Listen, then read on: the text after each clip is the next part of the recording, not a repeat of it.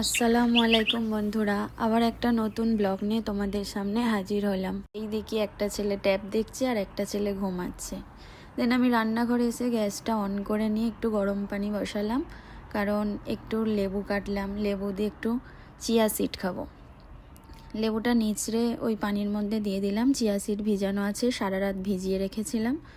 দেন গরম পানিটা ওর মধ্যে দিয়ে দেবো এবার, দিয়ে চিয়া সিড আর গরম পানিটা খাবো। এবার একটু ব্যালকানিতে এসে খাচ্ছিলাম আর বাইরের ভিউটা দেখছিলাম। এরপর এখানে কিছু সবজি আমি কেটে নিয়েছিলাম রান্না করার জন্য। আর এই দেখো চিংড়ি মাছ, যেটা আমার মা দেশ থেকে পাঠিয়েছে। এরপর কিছু রান্নার বাসনপত্র বেরিয়েছিল, সেগুলো আমি সিঙ্কে দাঁড়িয়ে দাঁড়িয়ে মেজে নিলাম।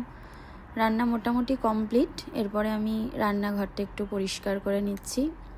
এই গ্যাস টেবিলগুলো একটু মুছে টাইলসগুলো একটু পরিষ্কার করে নিচ্ছি।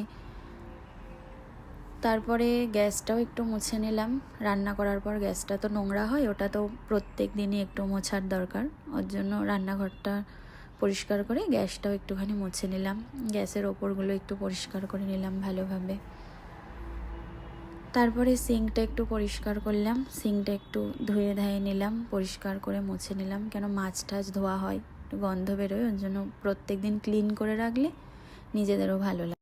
তারপর আমার রান্না কমপ্লিট। এই যে লাউ দিয়ে চিংড়ি মাছ, মাছের ঝোল আর ভাত। তারপর আমি ঘরে এলাম ঘর গোছাতে। এই যে সোফাটা ফার্স্টে ক্লিন করে নিচ্ছি, বাবুরা প্রচণ্ড পরিমাণে মেসি করে রাখে। এগুলো গোছানোর পর বালিশগুলো যেখানে যেটা থাকে সেটা সেখানে রেখে দেওয়া হচ্ছে। আমার গোছানো কমপ্লিট হয়ে গেল। এরপর আমরা টিভিটা চালিয়ে দিয়েছিলাম, দিয়ে ঘর গোছাচ্ছি। আজকে আমাকে ঘর গোছাতে আমার দুই ছেলে হেল্প করছিল। এই যে আমার ছোট ছেলে সব কিছু মুছে দিচ্ছিল, টিভি ক্যাবিনেট থেকে বার করে সব কিছু ওরা দু ভাই মোছামুছি করছিল। ভালো লাগে এরকমভাবে হাতে হাতে কাজ করলে, আমারও কাজ এগিয়ে যায় আর ওদেরও হয়ে যায়। দেন কিছু জামা কাপড় ছিল কালকে কাচা হয়েছিল, সেগুলোই আমি এখন গোছাচ্ছিলাম, গুছিয়ে সব রাখ। আর জানালা থেকে আমার ছেলের কাজ দেখো, সেই দূরে বিল্ডিংটাকে জুম করে তোমাদেরকে দেখাচ্ছে। বড় একটা বিল্ডিং, দামাস বিল্ডিং, ওটাকেই দেখাচ্ছে। রাস্তায় কত গাড়ি, সেগুলোকেও একটু ক্যাপচার করে নিয়েছিল আর কি। তারপর এখানে আমার কিছু কসমেটিক্সের জিনিস রাখা থাকে, যেগুলো ধুলো পড়েছিল। আজকে ওগুলোকে একটু ডিপ ক্লিন করে নিলাম, সব সরিয়ে সরিয়ে একটু মুছলাম।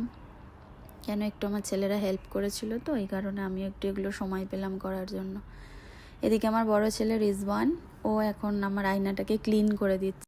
আর ঘরে যে ফটো ফ্রেমগুলো রাখা আছে না, অনেক ধুলো পড়ে, এগুলোকে প্রত্যেক দিন মুছতে পারি না টাইমের অভাবে।